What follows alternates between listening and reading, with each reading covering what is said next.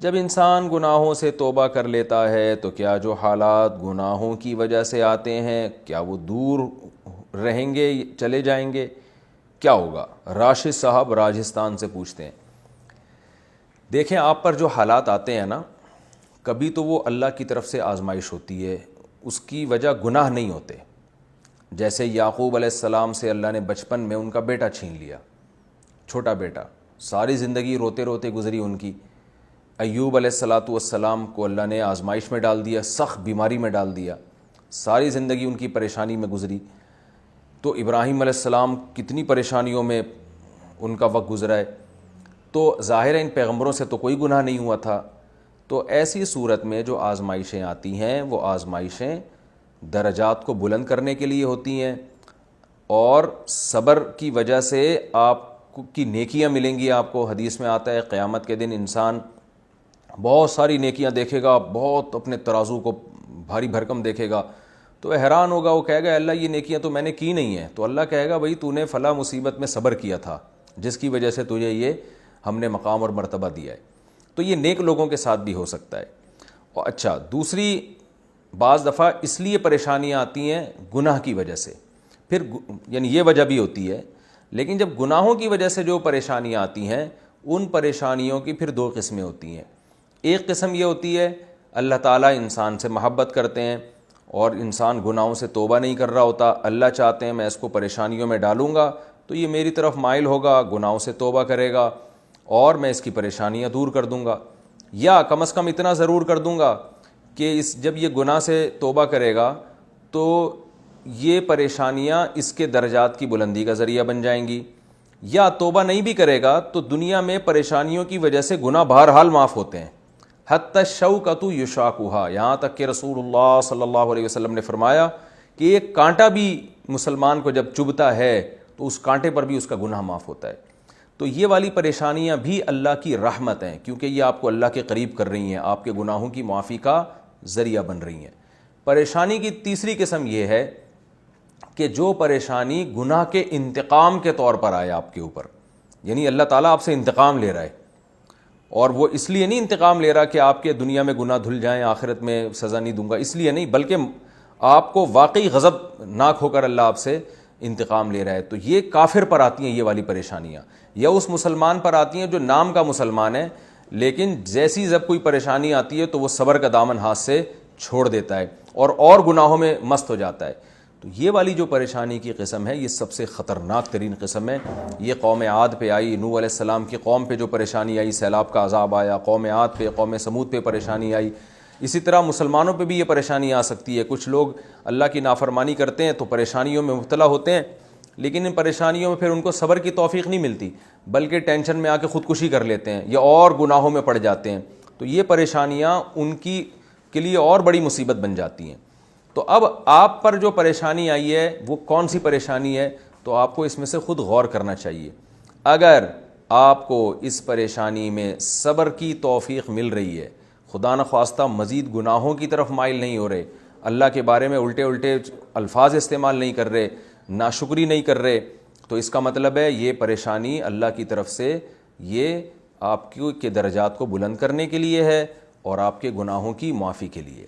تو اس پریشانی میں جب آپ اللہ سے توبہ کریں گے تو اللہ کی رحمت سے قوی امید ہے کہ اللہ آپ سے وہ پریشانی دور کر دے گا، کیونکہ اللہ نے آپ کو جو پریشان کیا تھا آپ کے گناہوں کی سزا اللہ دنیا میں دے رہے ہیں اور یہ چاہ رہے ہیں کہ آپ اللہ کی طرف مائل ہو جائیں۔ تو جب مائل ہو جائیں گے تو انشاءاللہ اللہ سے امید ہے کہ اللہ اس پریشانی کو آپ سے دور کر دے گا۔ لیکن اگر اللہ نے پریشانی اس لیے بھیجی تھی کہ وہ پریشانی خود ایک آپ کے درجات کی بلندی کے لیے تھی، تو عین ممکن ہے کہ آپ توبہ کریں مگر پریشانی پھر بھی دور نہ ہو، اس بات کا پورا امکان ہے۔ لیکن اس صورت میں یہ ضرور فائدہ ہوگا کہ توبہ کرنے سے اس پریشانی کو جھیلنا آپ کے لیے بہت آسان ہو جائے گا، اس پریشانی کو برداشت کرنا آپ کے لیے آسان ہو جائے گا۔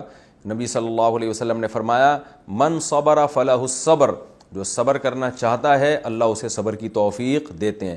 تو اس پریشانی میں آپ کو وہ ٹینشن نہیں ہوگی جو ایک دنیا دار آدمی کو ہوتی ہے، ڈپریشن کے مریض بن جاتے ہیں، خودکشی کے خیالات آنے لگتے ہیں۔ تو خلاصہ کلام کا، بہت لمبی بات ہو گئی، خلاصہ کلام کا یہ نکلا کہ بھائی اگر پریشانی میں اللہ کی طرف دل مائل ہو رہا ہے اور کفریہ خیالات نہیں آ رہے تو یہ پریشانی اللہ کی رحمت ہے آپ کے حق میں، کچھ نہ ہوا تو کم از کم اتنا تو ہوگا کہ جن گناہوں کی سزا آخرت میں ملنی تھی وہ دنیا میں دھل جائیں گے آپ کے. یہ فائدہ تو کم سے کم فائدہ جو ہوگا. نبی صلی اللہ علیہ وسلم نے فرمایا ان اللہ اذا احب قوما ابتلاہم، اللہ جب کسی سے محبت کرتے ہیں تو بعض مرتبہ اسے آزمائش میں ڈال دیتے ہیں. اور پھر فمن صبر فلہ الرضا ومن سخط سخط فلہ السخط، پھر جو صبر کرتا ہے تو اللہ اس سے راضی ہو جاتے ہیں.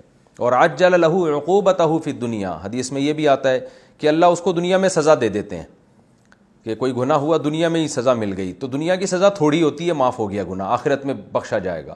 اور آپ صلی اللہ علیہ وسلم نے فرمایا جب اللہ تعالیٰ کسی پہ غضبناک ہوتے ہیں تو اس کی یعنی جو دنیا کی سزا ہے نا، جو گناہ کی سزا ہے، اس کو آخرت کے لیے رکھ دیتے ہیں کہ آخرت میں پورا پورا حساب چکانا پڑے گا. تو اس لیے اللہ تو اپنے بندوں کے ساتھ جو بھی معاملہ کر رہا ہے وہ تو کرتا رہے گا، ہم نے اپنی ذمہ داری پوری کرنی ہے. ایک واقعہ سنا کے میں یہ بات سمجھا کے اپنی بات کمپلیٹ کرتا ہوں، کیونکہ آپ نے بہت اہم سوال پوچھا ہے. ایک بزرگ کی کرامت بیان کی جاتی ہے کہ وہ ہر سال حج کرنے جایا کرتے تھے، تو جیسے ہی حج سے فارغ ہوتے ایک آسمانی ندا آتی کہ قبول نہیں ہوا. بڑے پریشان ہوتے، توبہ استغفار کر کے دوبارہ اگلے سال حج کرتے. جیسے ہی حج سے فارغ ہوتے پھر ندا آتی قبول نہیں ہوا. کئی بار انہوں نے حج کیا، ہر دفعہ یہی ندا آئی. تو کسی نے ان سے کہا کہ حضرت آپ خود بتاتے ہیں کہ مجھے آسمان سے ندا آتی ہے کہ قبول نہیں ہوا، پھر بھی آپ کر رہے ہیں، تو چھوڑ دیں جب قبول ہی نہیں ہو رہا. انہوں نے فرمایا دیکھو بھائی، میں اللہ کا غلام ہوں، میری ذمہ داری ہے اللہ کے حکم کو پورا کرنا. جب تک قبول یہ حج نہیں ہوگا میں تو کرتا رہوں گا. اب میرے بس میں اس سے زیادہ کچھ نہیں ہے. قبول کرنا اللہ کا کام ہے، وہ اگر قبول نہیں کر رہا تو میں ایسا فرعون متکبر تھوڑی ہوں کہ میں اللہ سے کہہ دوں نہیں کر رہا تو جاؤ ہم بھی نہیں کر رہے. بھائی اللہ کے سامنے تو جھکنا ہی جھکنا ہے، تو وہ اس کا کام ہے قبول کرنا، میرا کام ہے عبادت کرنا. جب ان بزرگ نے یہ الفاظ کہے تو کہتے ہیں آسمان سے ندا آئی کہ یہ والا بھی قبول ہو گیا اور اس سے پہلے جتنے تھے وہ بھی سارے قبول ہو گئے. تو اس لیے ہمارا کام ہے، چاہے ہم پریشانی میں ہوں چاہے ہم خوشی میں ہوں، ہم اس وقت اللہ کے حکم کو فالو کریں. اللہ کا جو کام ہے وہ اللہ پہ چھوڑ دیں. مثلا ہمیں خوشی ملتی ہے تو اللہ کہتا ہے شکر ادا کرو، گناہوں سے دور بھاگو اس نعمت کی خوشی میں، اور اللہ کا زبان سے بھی شکر ادا کرو، تو اس سے اور زیادہ فائدہ ہوگا، نعمت میں ترقی ہوگی، آخرت میں درجات بلند ہوں گے. اور اگر کوئی پریشانی آتی ہے تو اللہ ہمیں کہتا ہے سب سے پہلے اپنے گناہوں کو سوچو کہ ایسا تو نہیں کسی گناہ کا وبال ہے. اگر گناہ کا وبال ہے تو اس گناہ سے توبہ کرو. اگر گناہ نہیں ہے تو یہ سوچو اللہ تعالیٰ کوئی کمی کوتاہی مجھ سے ہو گئی ہوگی، اللہ وہ معاف کرنا چاہتا ہے. یہ بھی نہیں ہے تو یہ سوچو کہ اللہ درجات کو بلند کرنا چاہتا ہے. پھر اللہ اس پریشانی کو دور کر دے، اس کی مرضی نہیں دور کرے تو ہم نے صبر ہی کرنا ہے. تو فائدہ ہی فائدہ ہے اس میں. تو ہمارا جو کام ہے وہ یہ نہیں ہے کہ پریشانی دور ہو رہی ہے یا نہیں ہو رہی، ہمارا کام ہے اس پریشانی میں جو ہماری ذمہ داریاں ہیں وہ ہم نے پوری کرنی ہے. پھر اللہ کا کام ہے کہ وہ اپنی قدرت سے پریشانی دور کر دے تو اچھی بات ہے، عام طور پہ وہ دور کر دیتا ہے اپنے بندوں سے، اور اگر دور نہیں کرتا تو وہ احکم الحاکمین ہے. اسی میں کوئی حکمت ہوگی. یہ سوچنا چاہیے کہ شاید اس چھوٹی پریشانی کی وجہ سے اللہ نے اس سے بڑی پریشانی سے مجھے بچایا ہوا.